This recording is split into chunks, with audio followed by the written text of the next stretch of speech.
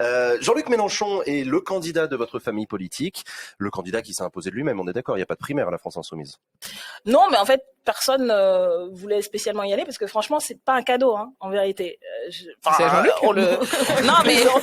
Non, mais vraiment, faut tenir, faut y aller, vous avez quand même une responsabilité énorme et lui, il était prêt à le faire et donc tant mieux. Moi, je trouve que c'est un culte du chef quand même à la France Insoumise. Culte du chef tout de suite. Non, mais vous savez pas à qui vous avez affaire, hein, et 17 t'es dur. Non, mais c'est vrai parce que justement, les mêmes personnes qui parlent du culte du chef, en fait, invisibilisent complètement le fait qu'en fait, il y a 17 députés dans ce groupe et je parle même pas des 23 au total avec le Parlement européen et nous sommes des militants, nous sommes des syndicalistes, des hommes, des femmes qui avons quand même un petit peu d'expérience, même pour les plus jeunes et on s'en laisse pas compter et comme le dit souvent Jean-Luc, franchement, c'est pas la tête la plus dure, hein. Ceux qui croient se débarrasser avec Jean-Luc Mélenchon des plus teigneux, en fait, il y a de la relève. C'était pas le moment de démarrer une guerre de succession, en fait, aussi, il y a un peu de ça. Est-ce que Jean-Luc Mélenchon, bon, finalement,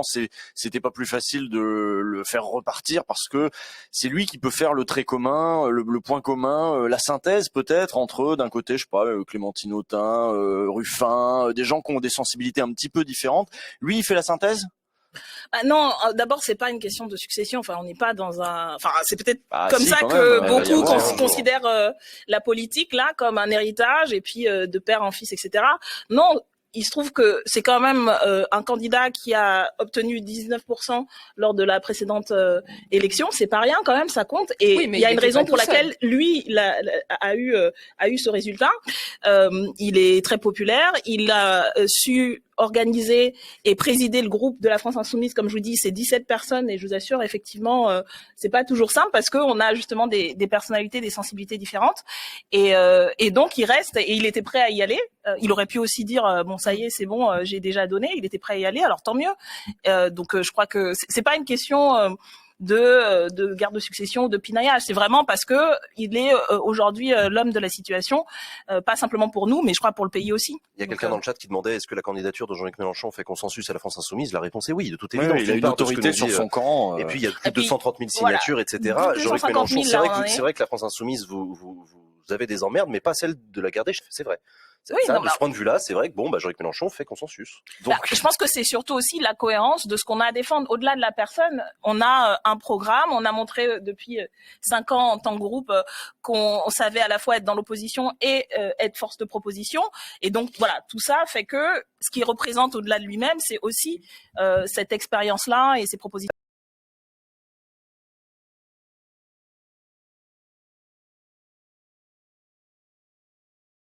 Gaspard. Il y a un sondage, Madame Obono, que j'aimerais en tout cas présenter ici. Le sondage Harris Interactive qui a été réalisé par Challenge cette semaine et qui a placé pour la première fois Éric Zemmour deuxième devant Marine Le Pen. Comment expliquez-vous aujourd'hui que les Français soient de plus en plus attirés par l'extrême droite? Est-ce que vous pensez également, j'allais plus loin, que la gauche a une part de responsabilité? Voire même, est-ce que le débat Mélenchon-Zemmour... ça fait plein de sujets. On va en parler. Alors, concentrons-nous sur la fin de ma question. Est-ce que le fait de débattre, que Jean-Luc Mélenchon débatte face à Éric Zemmour sur BFM TV, est-ce que vous pensez que ça a pu légitimiser quelque part ce candidat? Absolument pas. Je pense que ce débat était bienvenu parce que pour la première fois depuis des mois et des mois, quelqu'un s'est opposé frontalement à toutes les idées, les unes après les autres. Il les a démontées complètement de ce multirécidiviste qui a été condamné à plusieurs reprises pour incitation à la haine. Et donc je crois que c'est ça qu'il s'agissait de montrer en fait devant des millions de personnes que non, ce qui était dit non seulement allait à l'encontre de tous nos principes républicains, démocratiques, et puis que cet homme n'avait rien à proposer.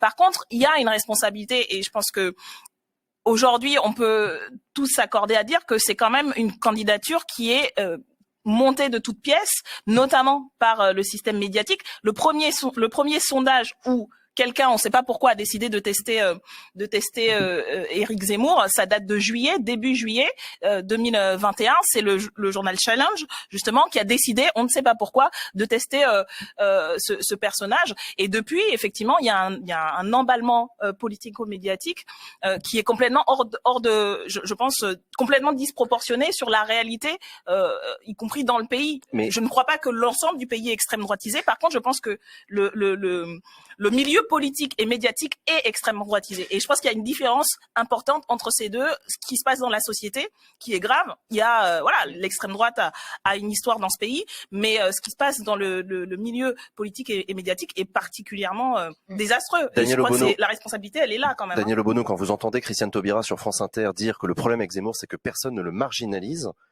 est-ce que vous entendez ce discours-là? Oui, mais c'est trop tard, ça. Enfin, nous, on a aussi pris, pris acte.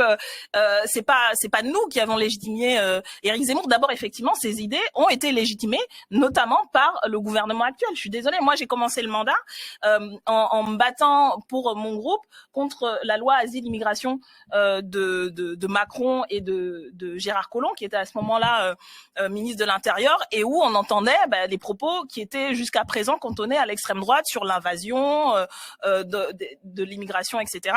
Et à l'époque même, Marine Le Pen et l'extrême droite italienne avait dit on est super content parce que la Macronie aujourd'hui met en place une partie de notre programme.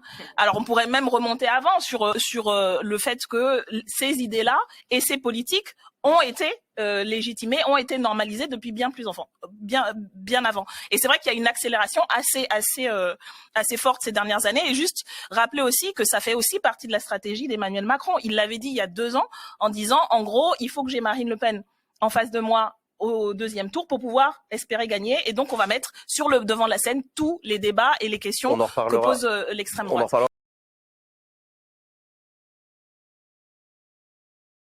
Plus largement. Oui, mais si la condition pour gagner, c'est de renoncer à la candidature de Jean-Luc Mélenchon, sans forcément rejoindre Hidalgo ou Jadot, hein. Admettons un scénario catastrophe. Mettons que les sondages continuent à montrer la possibilité qu'Éric Zemmour devienne président de la République. Est-ce qu'il y a un moment où un séisme tel pourrait provoquer toute la gauche, de la France insoumise jusqu'au PS? Un choc, quoi. Un choc, un truc d'une violence inouïe. Là, on n'est plus dans la gauche ou la droite, on est dans la défense de la République. Est-ce qu'il y a un moment où vous pensez que c'est possible? C'est un truc. Mais dans ce cas, ce serait Jean-Luc Mélenchon. Non, mais c'est vrai, à un moment donné, c'est quand même le comble de dire à celui qui est en tête que, en fait, oui, il est en tête pour le moment. D'accord. Mais donc, pour le moment, celui qui, de manière constante, apparaît et qui l'a montré d'ailleurs, tient tête face à l'extrême droite, c'est Jean-Luc Mélenchon.